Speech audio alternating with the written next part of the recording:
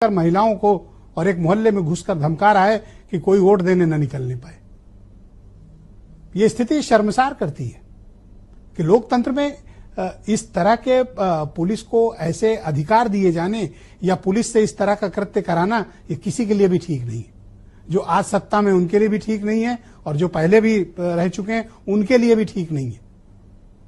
Democracy में लोगों को अधिकार है वोट देने का, और पुलिस के जरिए जब वो अधिकार रोके जाते हैं तो बहनों भाइयों ये डेमोक्रेसी को मजबूत नहीं कमजोर करते हैं। और पुलिस के हाथों तो डेमोक्रेसी मजबूत हो ही नहीं सकती। जिस प्रकार का आचरण आज पुलिस का दिखाई दिया हैरान करने वाला है। एक दो जगह घटनाएं हो, इक्का दुक्का हो, एक दो चार जगह हो गई, भरा पड़ा है। आज कम से कम 60-70 वीडियो ऐसे वायरल हुए जो हतप्रभ करते हैं कि मुकाबला तो पुलिस लड़ रही थी, पुलिस मैदान में थी।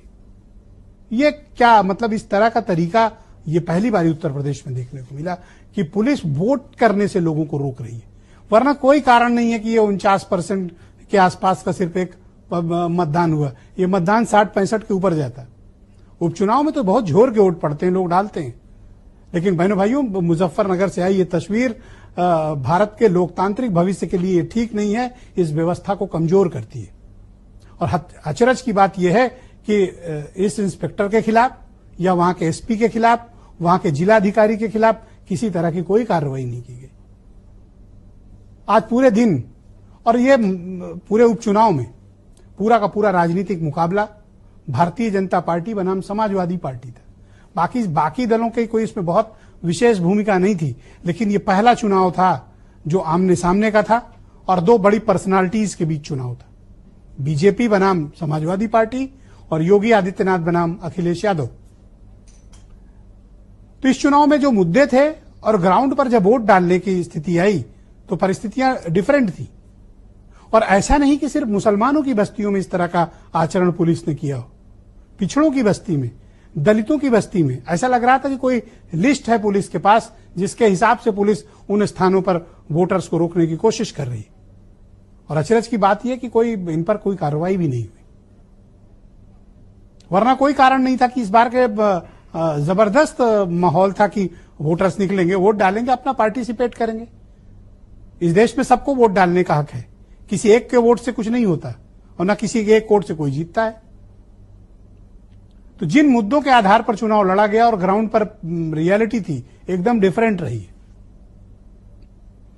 और चुनाव आयोग ने कोई इंटरवीन नहीं किया। ये जो चीफ इलेक्शन ऑफिसर हैं उत्तर प्रदेश के नवदीप रिनवा वर्टिकली फेल्ड साबित हुए। एक कहीं भी इंटरवेंशन नहीं किया।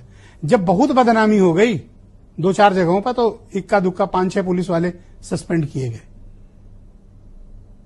पर ये जो आरोप लग रहे थे कि ये चुनाव समाजवादी पार्टी बनाम पुलिस प्रशासन है, इस बार ऐसा पुलिस करते दिखाई दी।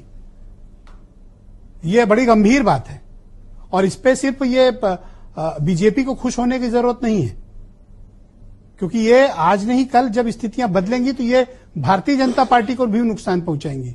तो पॉलिटिकल पार्टी आपस में लड़े वो ठीक है, लेकिन अगर पुलिस उसमें इंटरवीन इस तरह इस लेवल पे जाके करती है तो ये बड़ी अचरज की बात है। और इस पे सब पार्टियों को मिलकर चिंता भी करनी चाहिए।